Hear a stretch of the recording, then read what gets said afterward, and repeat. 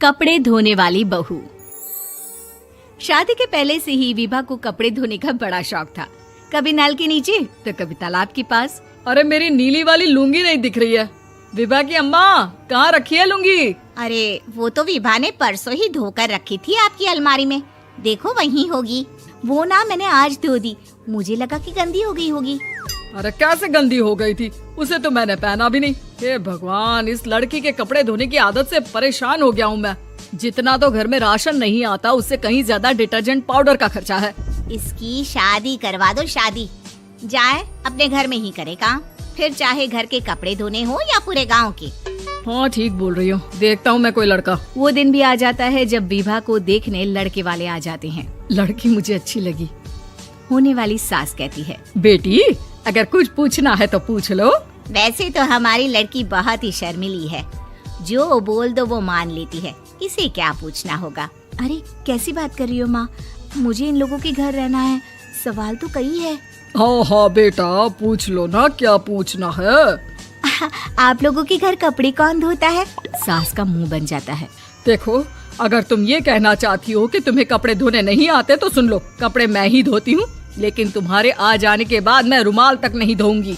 अरे चुप रहना भाग्यवान, बहू बेचारी घर आई नहीं, उसे डराना शुरू कर दिया। वो क्या है ना बिटिया, अभी तक तो ये कल्लू की माँ ही धोती थी, लेकिन अब तुम्हारे पापा तो दहेज में वॉशिंग मशीन देंगे ही।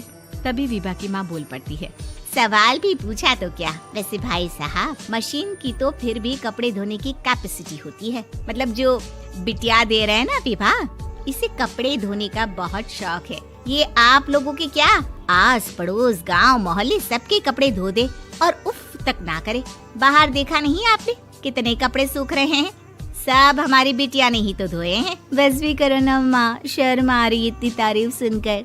और तो और एक दाग निकाल कर दिखाओ तो मान जाओ। हाँ अच्छा, माफ करना बेटा, मैंने गलत समझा। हमें तो रिश्ता बहुत पसंद है। और ऐसे जुड़ जाता है रिश्ता कपड़े धोने का शौक रखने वाली विभा का। उसकी शादी हो जाती है कोयला फैक्ट्री में काम करने वाले कल्लू के साथ। शादी के बाद अचानक विभा चिल्लाती हुई सास के पास आती है। सासू माँ, अरे सासू माँ कहाँ है आप? ये तो धोखा है, धोखा दिया आप लोगों ने मुझे। इसे ससुर के चक्कर के बारे में पता चल गया। अरे तो उसमें तुझे क्यों धोखा मिला है? अरे नल में पानी नहीं आता, कपड़े कैसे कब धुलेंगे? अच्छा, तू पानी नहीं आ रहा उसकी बात कर रही है। तो आपने क्या सोचा? कुछ नहीं।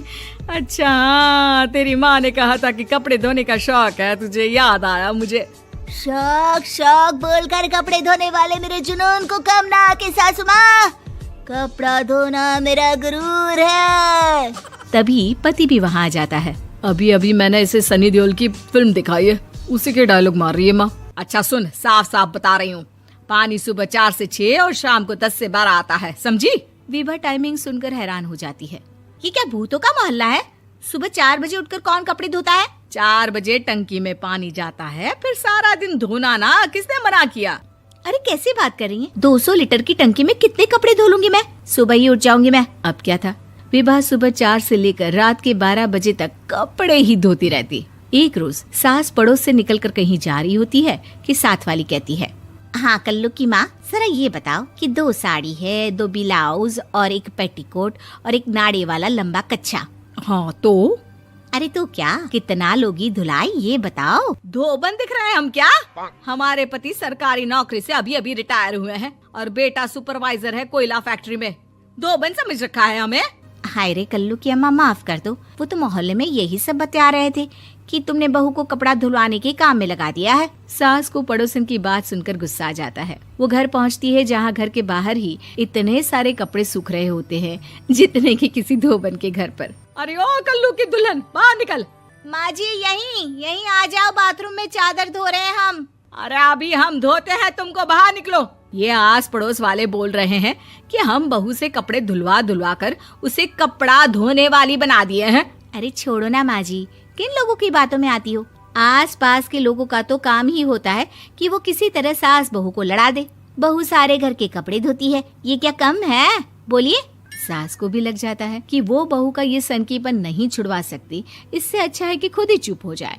एक रोज सास और बहू मंदिर जाते हैं, जहाँ सास की साड़ी वहाँ खड़ी भीख मांगने वाली से मिलती है। माँ जी क्या बात है, आपकी साड़ी उस भिखारन से कितनी मिल रही है ना? हाँ हाँ देखो तो, दोनों की साड़ी मिल रही है। क्या बात है कल्लू की अम्मा, तुम खुद को तो अफसर की बीवी बताती हो और ऐसी सिंपल सी प्लेन साड़ी पहनकर घूमती हो। सिंपल और प्लेन नहीं है ये साड़ी। तो क्या सोने के धागे से फूल बने हैं? कुछ भी सासू माँ, कुछ भी। हाँ बने थे इस साड़ी में सोने के धागे से फूल।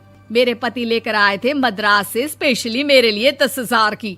ताहे भाई साहब इस भिखारन के लिए भी सेम टू सेम साड़ी लेकर आए होंगे 10,000 की। सास उस वक्त तो कुछ नहीं कहती, लेकिन बहू के साथ घर आती है और अलमारी से एल्बम निकाल कर लाती है। ये साड़ी देख रही है, ये वही साड़ी है जिसे मैंने अभी पहना था। इस साड़ी में ये जो चमकदार फूल दिख रहे हैं ना, ये सोने के धागों से काढ़े गए हैं।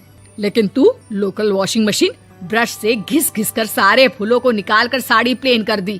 मुझे माफ कर दीजिए सासू माँ। और तो और, जब मैंने तुझे तेरी गलती के लिए कुछ नहीं कहा, लेकिन तूने तो सबके सामने मेरा मजाक ही बना दिया। क्यों? बहू को समझ में आ जाता है कि अब से उसका कपड़े धोना बंद।